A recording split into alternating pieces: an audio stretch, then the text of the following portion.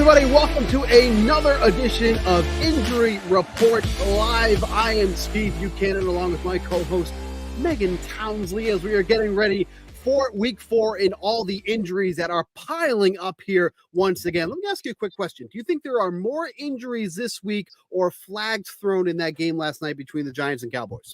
That is probably the hardest question I'm going to have all day. I'm going to go with the flags yesterday because that game was, you saw Al Michaels. He was as frustrated as the rest of us in that game.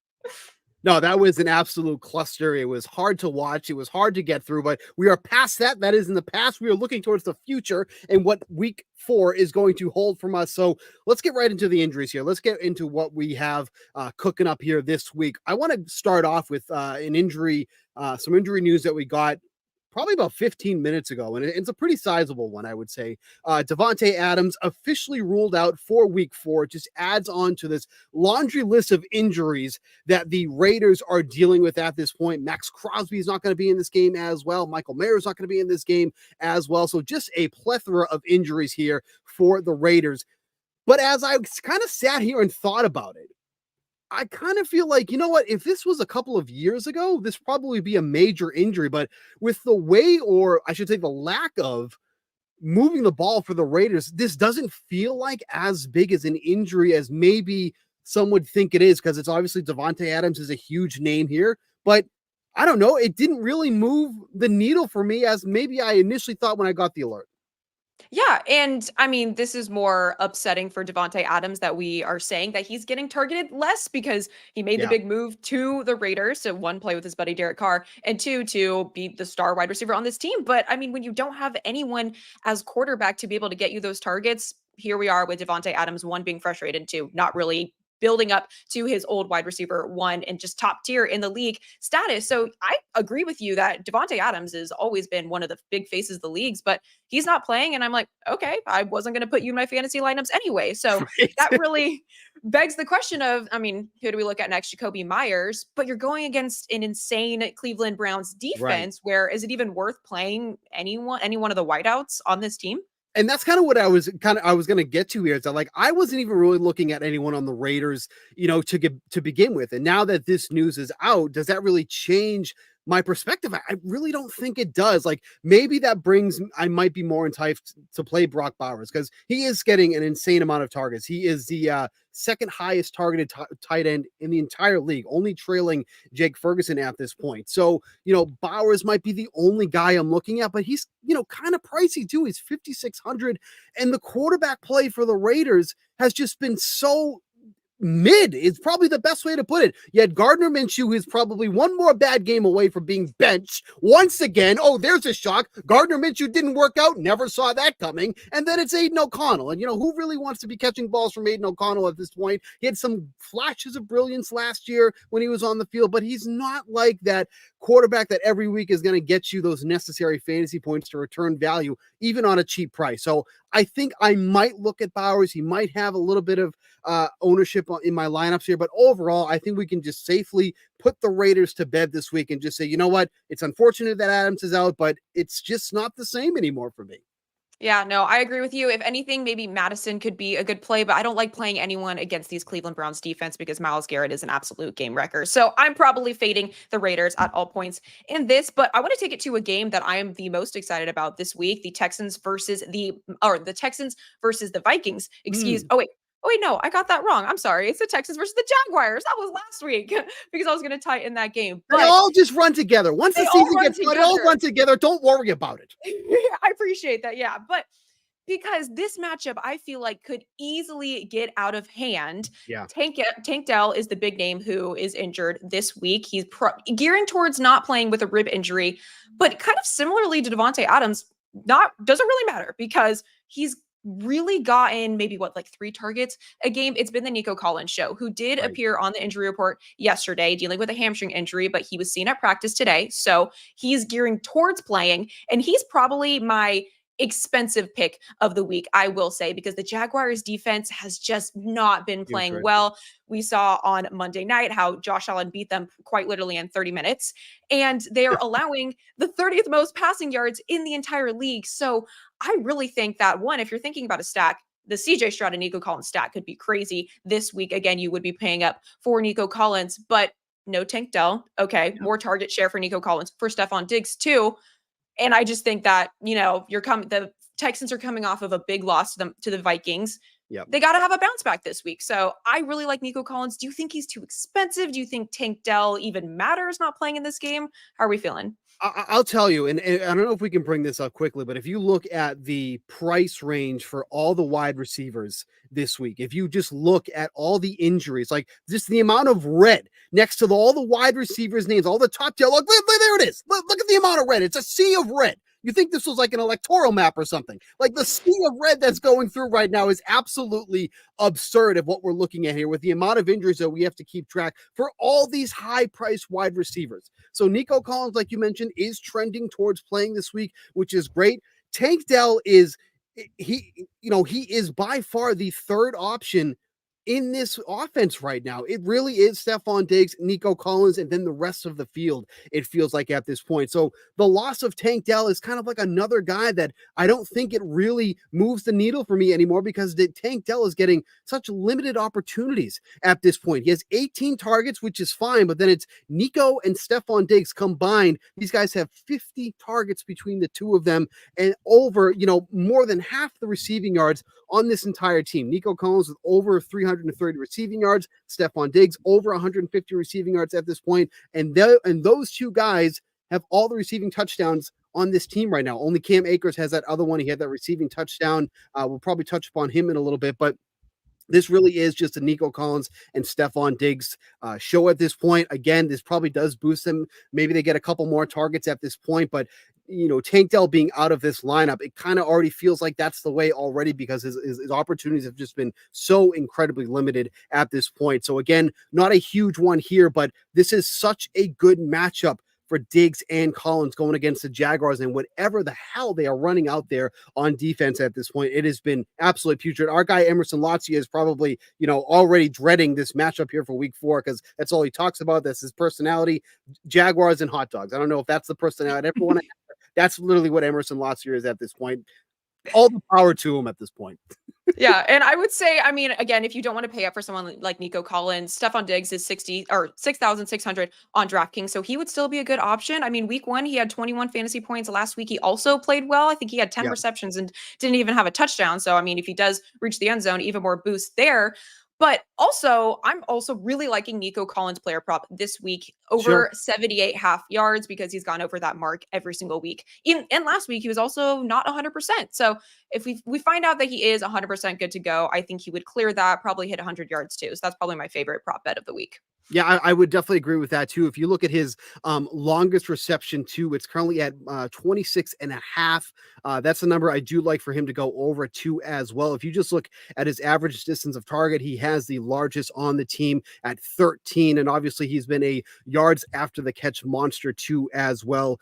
Yards after the catch for him so far this year have been one of the best on the team. So if you're looking for that longest reception as well, that's something to look at. Yeah, 105 yards after the catch. That is 35 more than Stephon Diggs at this point. So he has been a beast when it comes to yards after the catch. So we'd definitely like those two props as well. The only thing I would say about Nico Collins, if obviously he does come into this game banged up, is that there are some guys around him that I would be playing to as well, like Rashee Rice. So obviously he's not dealing with any injuries, but he's someone unlike, but someone who's right in that range too as well and has the questionable tag next to his name is Marvin Harrison Jr. This is, and I cannot state this enough, this is like a dream spot for Marvin Harrison Jr.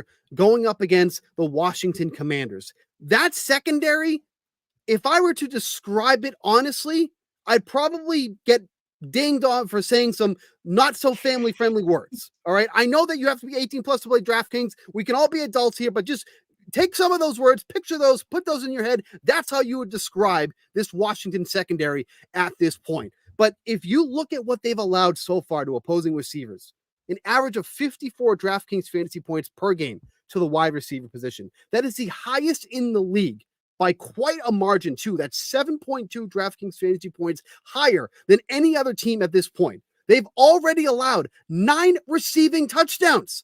We're heading into week 4, and that's already 3 more than any other team at this point. And then you add into the mix, and this is also kind of another big part of this, they're going to be down Trey McBride as well, who has been one of the most targeted guys for the tight end position, not only just in the league, but on the Cardinals here. So now you take away McBride. This could just be an absolute target fest for Marvin Harrison Jr. So we're going to keep an eye on this one here. But as you see, receiving yards over under 71.5 minus 130 to the over here for Marvin Harrison Jr. If he is healthy, if he is playing in this games, it's overs for me. And he's probably one of the first guys I'm putting in my daily fantasy lineup here in week 4.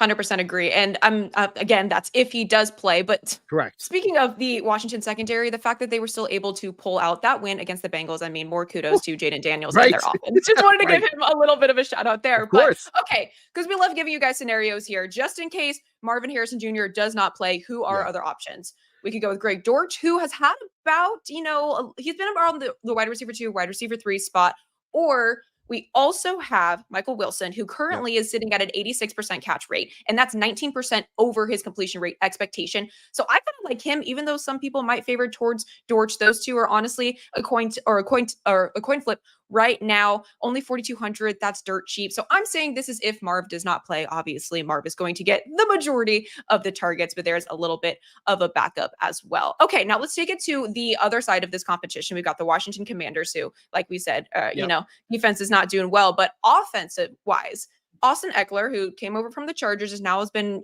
returning kicks and he's doing it all, apparently. Maybe found a little bit of a good spot for him here, but he's been ruled out. So who does that leave? Brian Robinson Jr., who is one of my favorite plays for this week because he's not that expensive on this slate. And if he was already getting about 75% of the snaps, no Austin Eckler, I feel like this would be a great spot for him. What do you think? No, I love Brian Robinson Jr. in this spot here going up against Arizona. The only concern here that I do have is that this game could get out of hand, right? If Marvin Harrison Jr. is in this game, if we see, because Kyler Murray, by the way, has been phenomenal so far through the first 3 weeks of the season. So I feel like he's someone that we haven't really talked about a lot for how well that he's playing, but like the connection between him and Harrison Jr. has been phenomenal. That's obviously something that they do not regret doing. But Brian Robinson Jr. has been so good. Like he is miles apart from Austin Eckler. It needs to be stated. The fall off for Austin Eckler has been quick. It's fast. A couple of years ago, this guy was a bona fide first round pick in your fantasy draft. Now he's like the first pick in the 7th round at this point. And this collapse happened fast. And it's already kind of shown itself when it comes to how they've been breaking up these snaps between the two. So him being out really doesn't affect Brian Robinson Jr. all that much because what's it going to give him? Maybe a handful more touches. It's not like Eckler was really being used in a really predominant role anyways. But my point is Robinson just has been so good, over 4.6 yards per carry when carrying the ball. And what's been most impressive to me, almost 4 yards per carry after contact.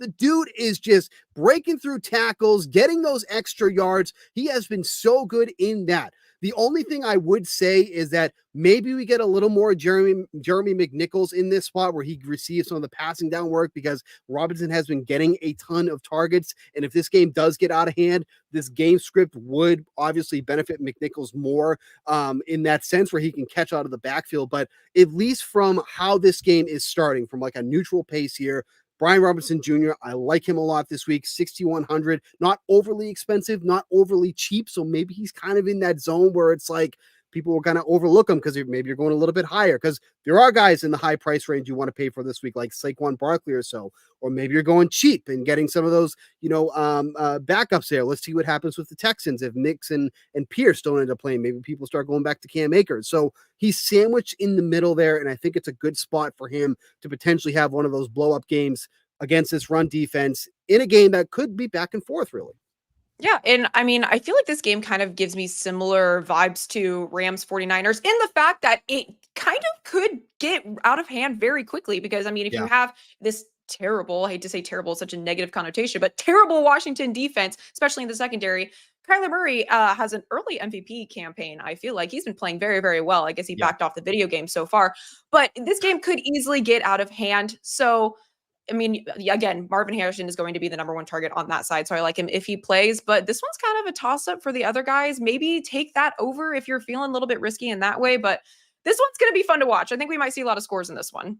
I just want to get to a quick YouTube question that we have. Joseph Park is asking if you want to start or sit Elijah Higgins, who would be the starting tight end for the Cardinals now with Trey McBride out, or Hunter Henry.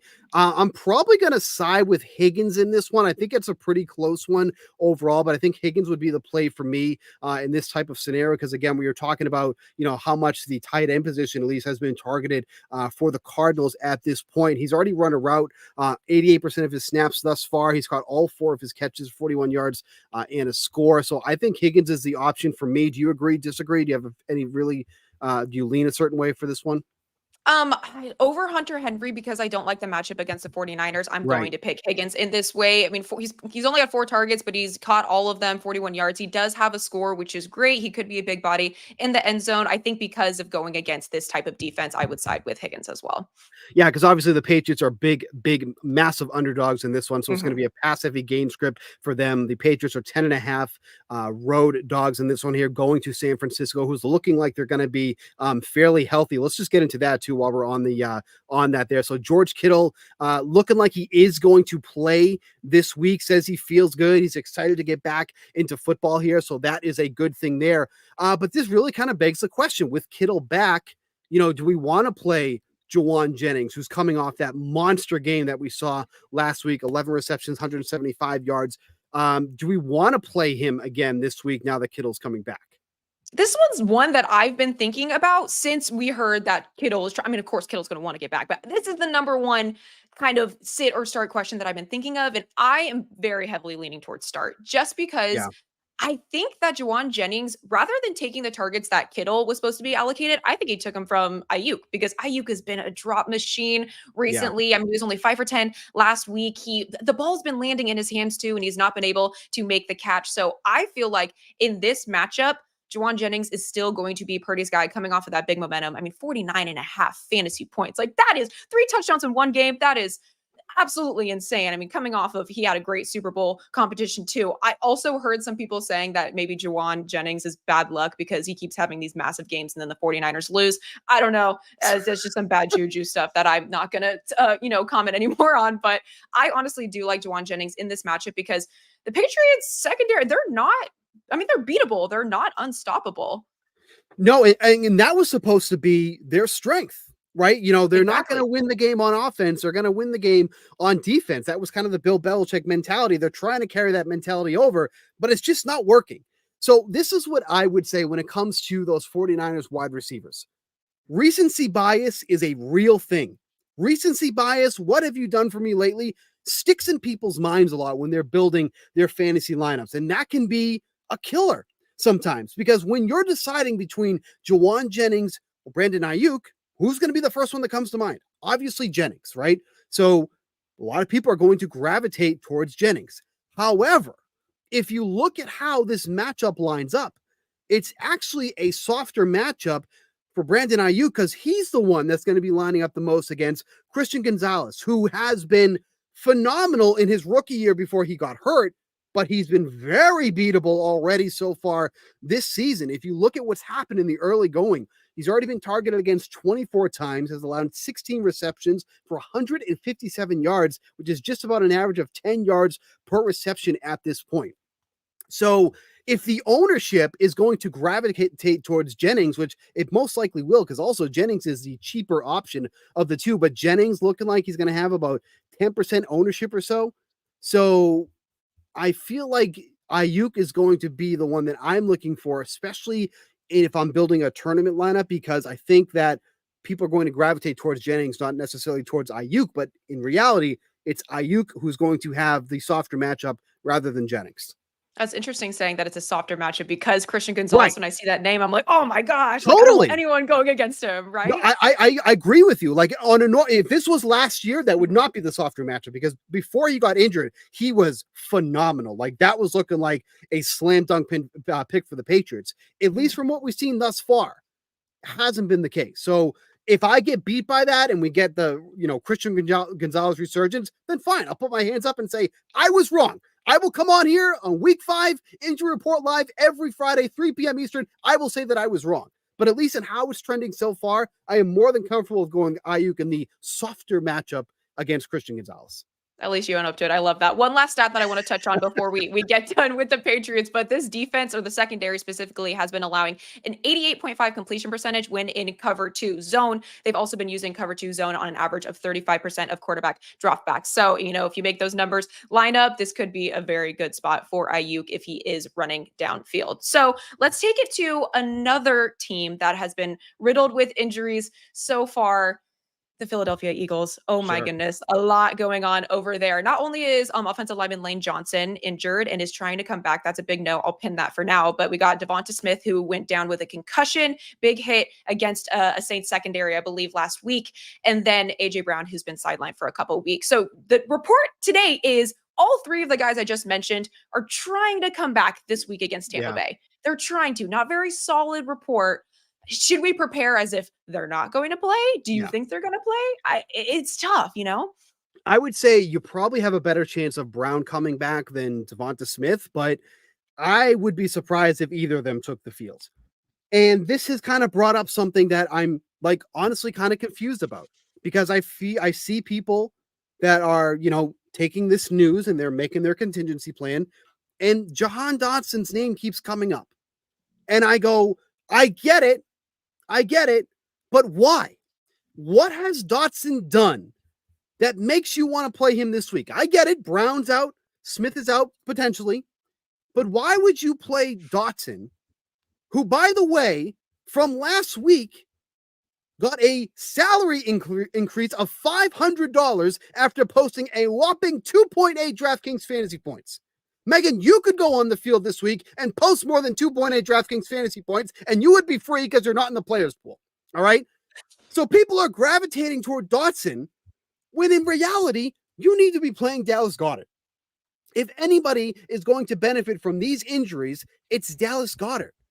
And it feels like, I don't know, maybe it's still a little early. Maybe we haven't started the weekend, but people have been gravitating towards Dotson. And he's only $100 more than Dotson this week. And yet he has a 31% target share from last week when, Smith was out in the second half of the game. Brown was out for the entire time. Am I missing something, or is everybody else just crazy? Because it feels like everyone else is just crazy. I mean, that could definitely it. I have a mini hypothesis, but I feel the discourse around the Eagles is people still think of them of this very, very good offense, which they have the weapons, but plain and simple, Jalen Hurts has not played good football. He has not. He is leading quarterbacks with the most turnovers since the week 1 of the 2023-2024 season. He's had so many interceptions in all these games already. He's scrambling out of the pocket. He's not doing well under pressure. So when you're facing teams that have a good pass rush, Jalen Hurts is taking the ball and then he's honestly fumbling it the majority of the time. So I think people keep thinking, oh, okay, if we don't have our wide receiver 1, our wide receiver 2, here's Jahan Dotson, which is terrifying to me because 2 points is you might as well call it 0 right there. So, but then when we bring in Dallas Goedert, similarly to all of the red marks on the wide receivers, this week there's so many tight ends that are injured. And tight ends just also haven't really, fared that well this season so far, but Dallas Goedert is the 6th most expensive on this slate and sucked up all the targets last week. At 30 fantasy points, that's a ton. So if I'm looking to play someone in this matchup, it's got to be Dallas Goedert because he's going to get the receptions. And whenever Hurts is under pressure, I don't believe he has a single pass over 30 yards when he was under pressure. He's gonna hit the short routes. He's gonna hit the hitch routes. He's going to go to Dallas Goedert. So that is my money pick of the week. I really like him. He's not that expensive. You can get him at a good price. And I'm telling you right now, I would also bet him anytime touchdown scorer too. That's how confident I feel about Dallas Goedert this week. No, I'm with you. I think it's a good play here. I think that should be, if you're going to be paying up for tight end, which is not something I usually don't do. I don't like paying up for tight end. I don't like tying up a lot of salary into that position. But if I was going to do so, I'm fine with Goddard, because really after that, it's who are you going to be paying up for? Is it Kelsey? Probably not. Bowers, maybe, potentially, obviously with the Devonta Adams news, and then Kittle going up against the Patriots. And then after that, Hawkinson, who was obviously not playing, and Goddard. So I think if you're in that price range, if you have the money to spare, you're going on Goddard, because I usually pay down at tight end because, you can get guys like, Higgins that we just talked about, who's going to be going into a starting role. That's someone I can take there, or someone like, Conklin, who's been getting more involved in the offense lately with those 6 targets last week against the New England Patriots, kind of that low 3K range. But I'm more than okay with paying up for Goddard this week. I think this is someone that I definitely want to pay up for in a good matchup here because he has been the main beneficiary with all these injuries to that offense. Speaking of another team that has multiple injuries to their wide receivers, and it's in this game as well, Tampa Bay. Mike Evans and Chris Godwin both dealing with injuries heading into this game here with the Eagles.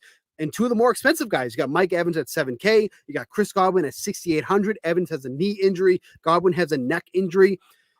Here's the thing about Tampa Bay. The offense has been kind of strange to me. Like, you're not seeing these big time plays to Mike Evans so far. Like, Godwin and Evans have really almost kind of switched roles. It feels like Godwin is the clear number one in this offense. Evans is close behind, but he feels like he's been the second option so far. And it doesn't feel like Baker Mayfield has been really airing the ball out. He only has 4 attempts so far this year of over 20 yards. That's one of the lowest in the league. Like, that's kind of surprising to me to see the lack of Baker Mayfield kind of going downfield. So he's been doing like a lot of these more shorter throws, which is a benefit to someone like Chris Godwin because, Evans is usually that guy that's getting those deep shots.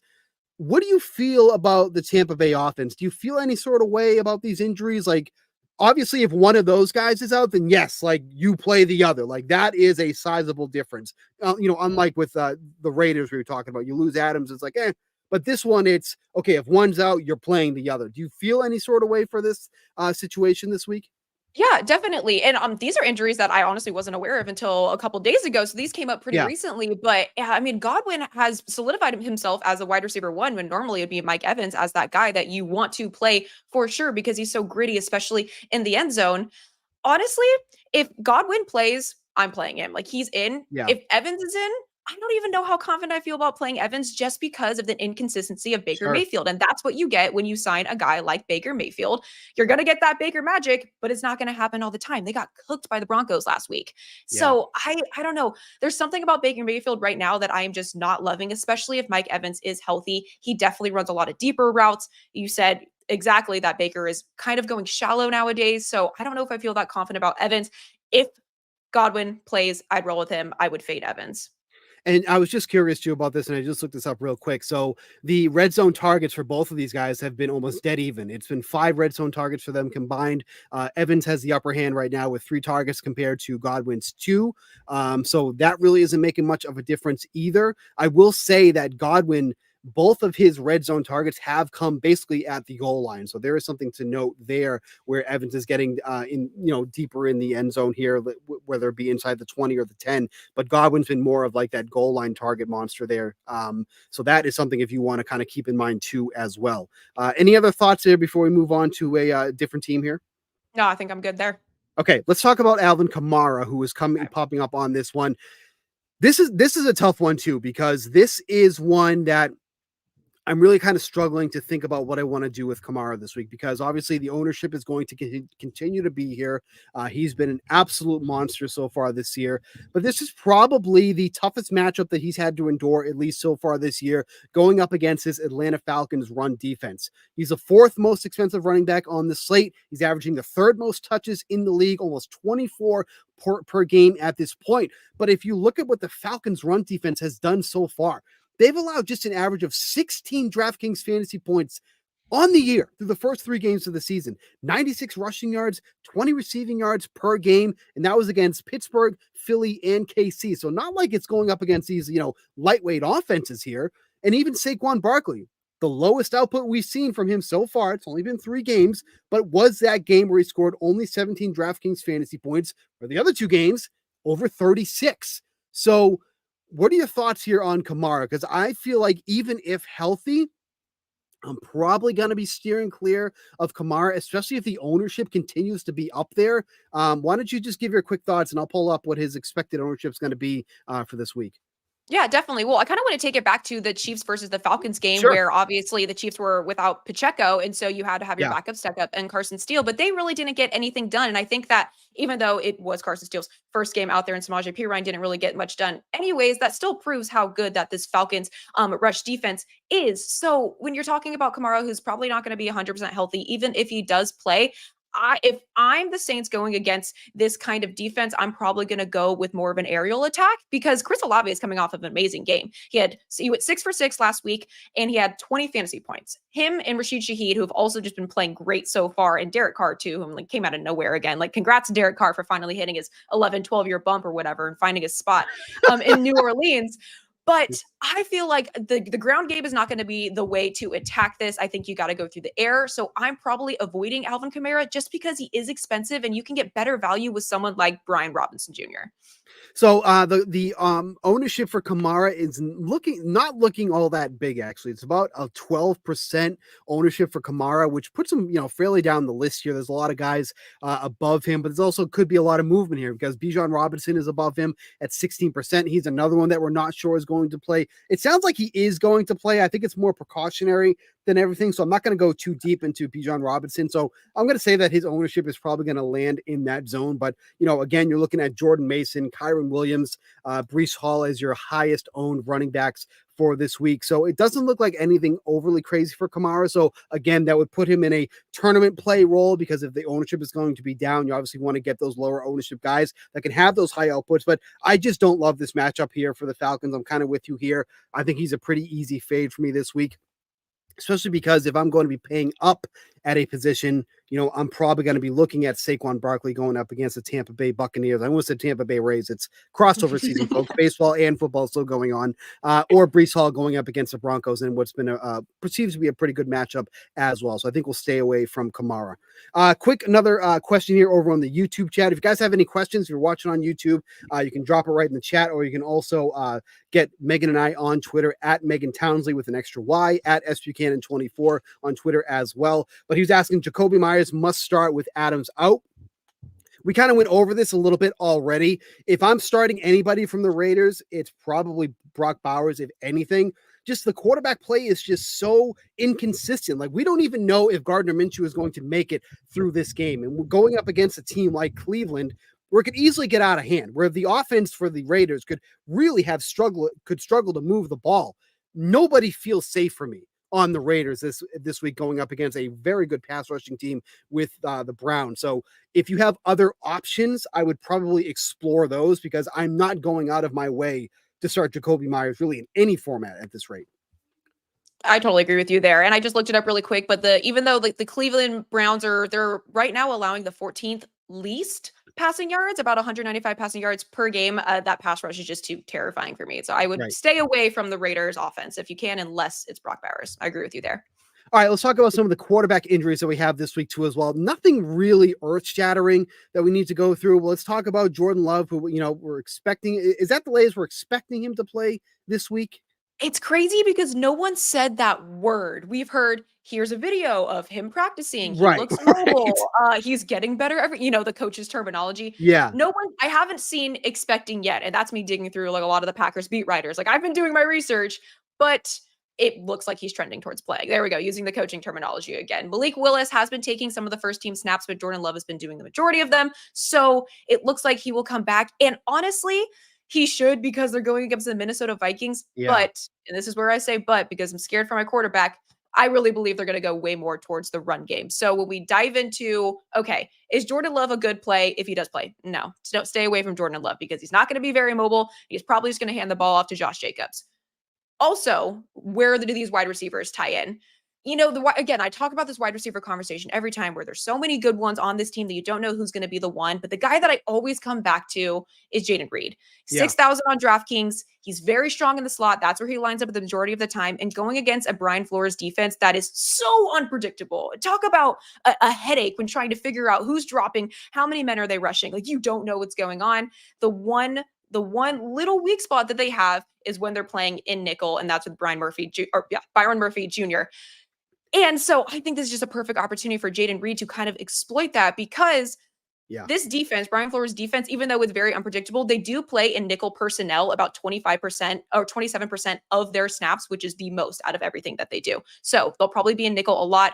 Jaden Reed, get him in the slot. And also, if Jordan Love is not going to hang around in the pocket, he's not going to scramble, find a guy for a quick out. That's where I think is the best option here. Even though he's not super cheap, he is 6,000, but I love Jaden Reed. I would count on him this week.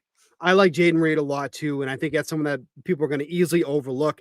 If you look at his numbers, and obviously this is a very small sample size here, but if you look at the numbers with Willis and with Love, like monster game with Love, next to nothing here with Malik Willis. But you pointed out the matchup there with Byron Murphy, and that is one that you definitely want to exploit. So far on the year, 16 receptions against him already so far, 209 receiving yards allowed, 13.1 yards per reception right now. Murphy is trending towards allowing over 1,200 receiving yards on the year. That is a number that he's never even been close to in his career. I think the most he's given up in his career was like 869 or something like that, like way under 1,000. It is trending in the wrong direction for him so far. So against a Vikings defense that has very little to really, those soft spots are few and far between. That has been the one right there. So if you are playing a Packer, that is probably the only guy I'm looking toward is Jaden Reed in this one here. He's going to be a little bit pricey, questionable quarterback play. I'm not thinking he's going to be really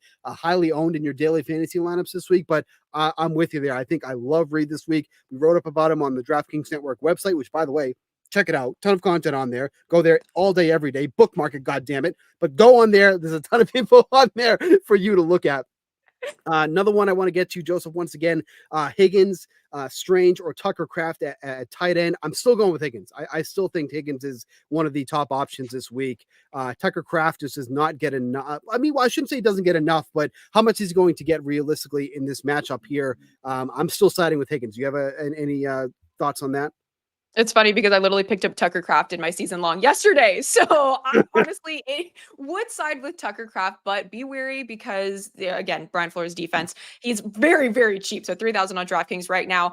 He was listed questionable yesterday, but it looks like it's just a precautionary thing. So he should be good to go. And the interesting thing about Tucker Kraft is he's not going to be very high owned because a lot of people believe that Luke Musgrave is still tight end number one. But realistically, it's been Tucker Kraft. And when the Packers are playing in 12 personnel, that's when Musgrave is on the field. So he's only on the field when they have Kraft and Musgrave. Kraft has been getting more of the target share. So I do like Kraft in this matchup. Again, if you're talking about trying to exploit, like the underneath, if Jordan Love's not going to hang in the pocket and you need just a quick guy to hit, then I think Tucker Kraft could get all of those, but he is a risky play. Safer play would be Higgins. I'm going with Tucker Kraft though, because I'm feeling a little risky this week. Kraft projected 3% ownership this week, so very, very low on him. So at least for a daily fantasy perspective, you will be getting the lower ownership on Tucker Kraft, but I will be going with Higgins. So even though we gave you multiple answers there, Joseph, I hope at least I gave you some insight to help make your decision. Last injury we're going to talk about, and this was, look, I don't know what to say about Justin Herbert anymore. We thought this was going to be the year. They didn't really surround him with great receivers and all that, yada, yada, yada. If you're thinking about playing Justin Herbert at this point in week 4, I will say this. DM me. Tell me you're going to be playing Justin Herbert. I'm going to respond to you with my Venmo, and you just send me whatever money you're going to play in daily fantasy. Send it to me because you are going to get the same output as just sending it to me than if you're putting Justin Herbert in your lineup this week. There is no way I am putting Justin Herbert in any type of lineup this week. Someone with a high ankle sprain going up against Kansas City, more specifically, Chris Jones, by the way, and 2 injuries on the offensive line. 2 starters likely not playing this game with Joe Alt and Slater, looking like they're going to be missing this game. Now, so far, Herbert has been very well protected behind this offensive line, only under pressure on 29% of his dropbacks. But now I think we're going to see more of what we saw last year when he was under pressure on almost 40% of his dropbacks, which led to a 49% completion rate and a 62% adjusted completion rate last year, and where 6 of his 7 interceptions came from when he was under pressure. If you're playing on DraftKings, why would you play Justin Herbert when you can play Justin Fields for the same price? You can play Caleb Williams for $100 more against the Rams. Hell, I will even go down further and play Andy Dalton, who's a few $100 cheaper. And I also just realized I'm getting a lot of sun in this window, and I'm going to have to do something about that for the next show. Is it like every day? It looks like I put a filter on. It's a pretty crazy glare. I'm not going to. There it kind is. Of a crazy glare. We had to zoom that in a little bit. We haven't had this issue before. What is it's the changing of times. I got to do something about this window next week. But it's not your fault. You know what this is? This is God telling me I'm right about Justin Herbert. He's shining down on me and saying I'm giving the proper advice. That's exactly what this is. But there's no, it's a sign. It's a sign. But there's no shot up. This is awful. There's no shot out playing Justin Herbert this week with the guys that are priced around him and even below him. I would even throwing out Andy Dalton this week over Justin Herbert. Not that there's much more to go off of the great argument you just gave there. The last thing I can say is the fact that, yes, again, once if you're putting in an injured quarterback and he's playing at 50 to 60% and Chris Jones hits him once, he's done for the season. That's my unprofessional medical opinion. But realistically, Harbaugh has completely changed the way this offense operates. It's gone very rush heavy. They've only thrown the ball 66 times through 3 weeks, which is the second lowest mark in the entire league. So even if Herbert plays, they're probably not going to throw the ball. And who's this target going to be? Quentin Johnston, who, oh my gosh, had 2 touchdowns in 1 game, which is, probably the best he'll do. That was so much slander for Quentin Johnston. I'm sorry. But that was very mean. I've never been a fan. Anyways, but he did good in that game. But if this is not enough for us to say don't play Justin Herbert, I don't know what else to say. I think that's all I got. I cannot believe how bad. Oh, okay, if I put my hand over that's here, better. Okay. So this is good because I think we got through all the injuries we needed to go through this week. So this is a good time to probably sign off.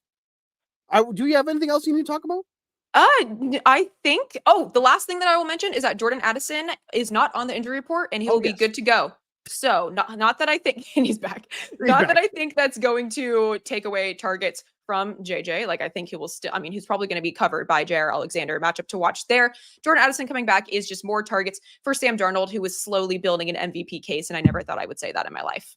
All right. Well, this is an absolute horrible cam review, so this is a perfect time to sign off. We will fix this window for next week so this doesn't happen because this definitely was not around last week. But for Megan Townsley, for Steve Buchanan, for the higher ups that are saying you're giving the right advice, thank you for tuning in to Week 4 of Injury Report Live. Make sure to visit DraftKings Network website for all the fantasy football advice that you need. We will see you same time next week, 3 p.m. Friday. See you then.